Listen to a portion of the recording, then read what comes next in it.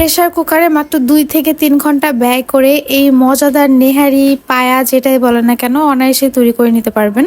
আজকে আমার এই পায়া অথবা নেহারিটা যে কি পরিমাণ মজা হয়েছে, আমি রান্না করার 1 ঘন্টার মধ্যে আমার পুরো নেহারি শেষ হয়ে গিয়েছে।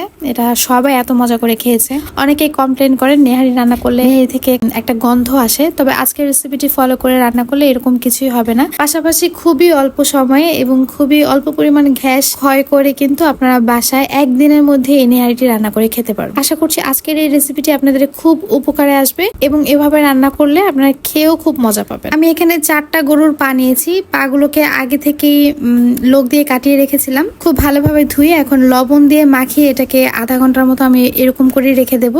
আধা ঘন্টা পর কুসুম গরম পানির মধ্যে এই পায়াগুলোকে ভালোভাবে ধুয়ে নিতে হবে। তবে লবণ মাখানোর আগেও কিন্তু পায়াগুলোকে 3 থেকে 4 বার খুব ভালোভাবে ধুয়ে নিতে হবে। পানিটা এরকম গরম হবে যে আপনি হাতটা ডুবাতে পারবেন। খুব ভালোভাবে কষলিয়ে আমি পায়াগুলোকে ধুয়ে নেব।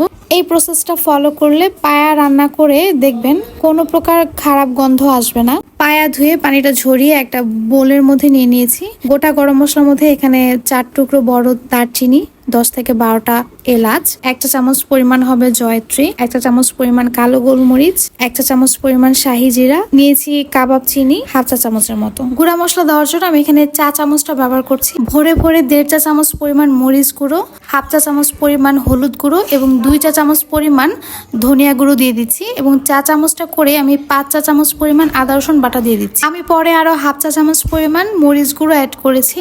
তার মানে 2 চা চামচ পরিমাণ ভরে ভরে মরিচ গুঁড়ো আমি এখানে দিয়েছি। পেঁয়াজ কুচি দিয়ে দিচ্ছি 1 কাপের একটু কম হবে।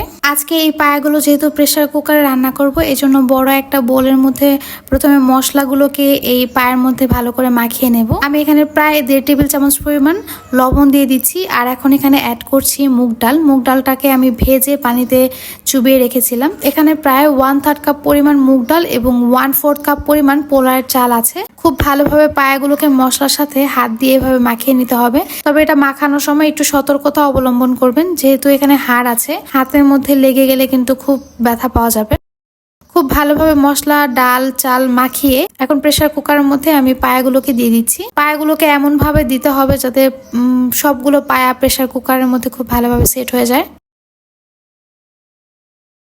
যে পানিগুলো অবশিষ্ট ছিল সেটা আমি এভাবে দিয়ে দিচ্ছি। আর তার সাথে আমি বোলটাকে ধুয়ে প্রায় 2 কাপ পরিমাণ পানি এখানে অ্যাড করছি। অতিরিক্ত পানি দেওয়া যাবে না, অতিরিক্ত পানি দিলে কিন্তু একটা রিস্কের ব্যাপার আছে। পানিটা দেওয়ার পর খুব ভালোভাবে পেঁয়াজ আর ডাল চালগুলোকে আমি একটু ভেতরের দিকে দিয়ে দিচ্ছি।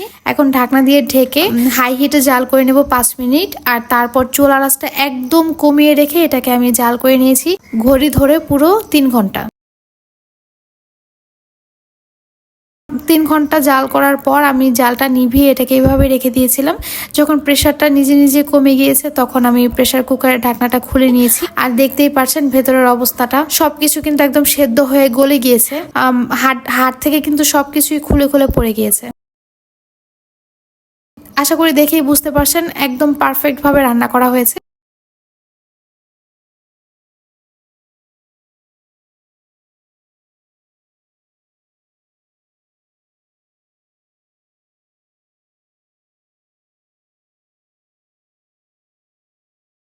যেহেতু এটাকে আরেকটু পাতলা করে রান্না করতে হয়, এখানে আমি ফুটন্ত গরম পানি দিচ্ছি প্রায় 4 কাপের মতো। গরম পানিটা দেওয়ার পর এটাকে আমি আরো 10 মিনিটের মতো জাল করে নেব। 10 মিনিট জাল করে নিলেই কিন্তু আমার নেহারিটা একদম রেডি হয়ে যাবে খাওয়ার জন্য। রান্না কমপ্লিট হওয়ার পর আমি আসলে ভিডিও করার সুযোগটাই পাই নাই। তার আগেই আমার নেহারিটা খাওয়া হয়ে গিয়েছে। পাতিলে যেইটুকু ছিল সেটা দিয়ে আমি সার্ভিংটা দেখিয়েছি।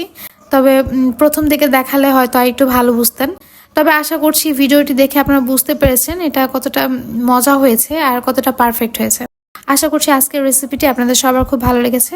আমার রেসিপিগুলো ভালো লেগে থাকলে অবশ্যই আমার চ্যানেলটি সাবস্ক্রাইব করে যাবেন এবং যারা ফেসবুক থেকে দেখছেন পেজটি ফলো করে আমার পাশে থাকবেন। আজ এ পর্যন্তই, আল্লাহ হাফেজ।